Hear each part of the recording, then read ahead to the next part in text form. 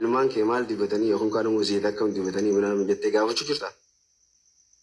Baatii meeqa? Anaa fi abbaan kaanus kabajamaan jaalatamaan abbaan kaanus fi abbaan nihlaadhaa addaan fixannee jirraa hedduun kabajaa hedduunis ulfeessaa eeganii fi adda baanamti turree jirraa garuutu waan kana faamiliileen asmaraa dhaga'u malti wallahi laaziim faamilii khiyyaa haadhaa fi abbaan khiyyaa obboleeyyan khiyyaa qafagoo jiran kadhiyoo jiran hatta namni mana keessa wajjin jiru jechuudha.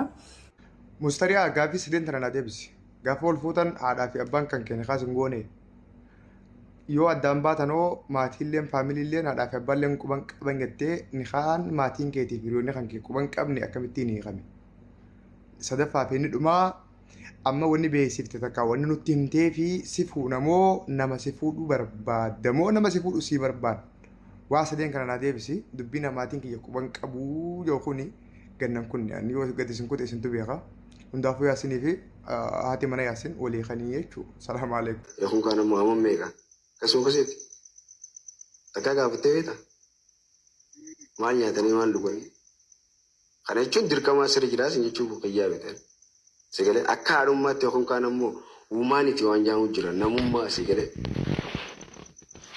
Sagalee maaliif baati sagal gara baadhattee amal lama guddiftee sagalee rakkattee ilmaan kana naatu siituu narra itti ilaalata malee anaa beektee jechuudha. Kerana nyaata wallahi yaasa. Akkasuma bira? Itana samar dikattee diifattee asirratti isa malee maa ulmaa quba qabdee asirratti. Baafachuutti hin jiru bara waan ulmaata seemu jira maaliif ati nama rabbiitii nama rabbi sodaatu.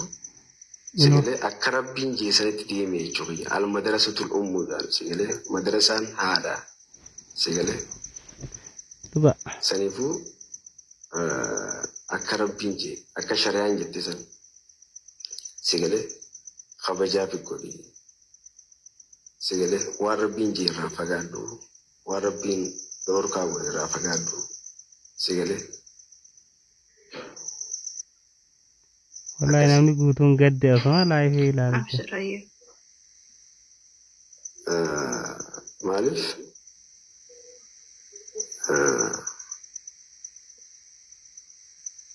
Amma gaafa ilmaan kee bakka guddaa ga'e kam jettee dubbatte amsara. Fakkeenyaaf shari'aa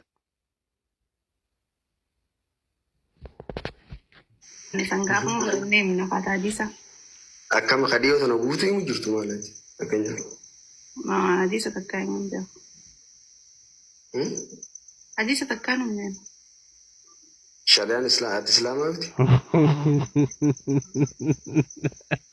Waan na qabalchiise takkaa jira maaltu na qabalchiise jira. Haasawitee fudhattee. Osiriyaatan waan karaa keessaatiin wal godhan asirra dhukka'u jira wanni yaasin.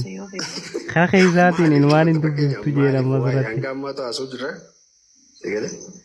Maaliif cufate? Yeroo iddoo asoo feeta. Maaliif eebitee dhiyeessita fakkeenyaaf eebitee dhiyeessita moo maali? Yookaan kan ammoo amma meeqa? Kasuma kasitti. Takkaa gaafattee beektaa? Maal nyaatanii maal dhuganii? Kana jechuun dirqamaa sirri jiraas jechuun fayyaa beekan. Sagalee akka haadhummaatti yookaan kan ammoo uumaaniiti waan jaamu jira namummaa sagalee. Sagalee maaliif baati sagal gara baadhattee amal lama guddiftee sagalee rakkattee ilmaan kana naatu siituu narra itti ilaalata malee anaa beektee jechuudha. Kerana nyaata wallahi yaasa. Akkasuma bira? Itana samar dikattee diifattee asirratti isa malee maa ulmaa quba qabdee asirratti. Baafachuutti hin jiru bara waan ulmaata seemu jira maaliif ati nama rabbiitii nama rabbi sodaatu. Sagalee akka rabbiin jeesanitti deeme jechuudha. Al madrasatul ummuudhaan sagalee madrasaan haadha sagalee. Duba. Saniifuu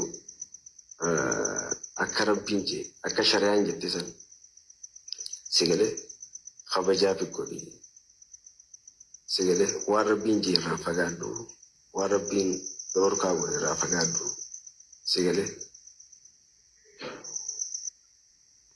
Wallahi namni guutuun gadde osoo laayifii ilaalcha. Maaliif?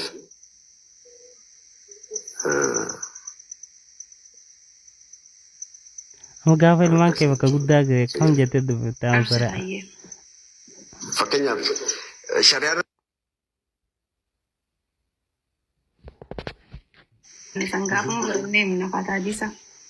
akkama kadhiyoo sana guutuu himu jirtu maalaati fakkeenyaaf. Hadiisa takkaa himuun beeku. Hadiisa takkaa hin beeku. Shari'aan islaamaa miti. Waan na qabalchiise takkaa jira. Maaltu na qabalchiise ture? Haasofitee fudhattee. Nama fitanne. Obboleeyyaa waan karaa keessaatiin wal godhan asirra dhukka'u jira wanni yaasan. Karaa keessaatiin waan hin dubbiftu jedhama asirratti. Hanga ammaa taasoo jira. Eegale. Maaliif cobate?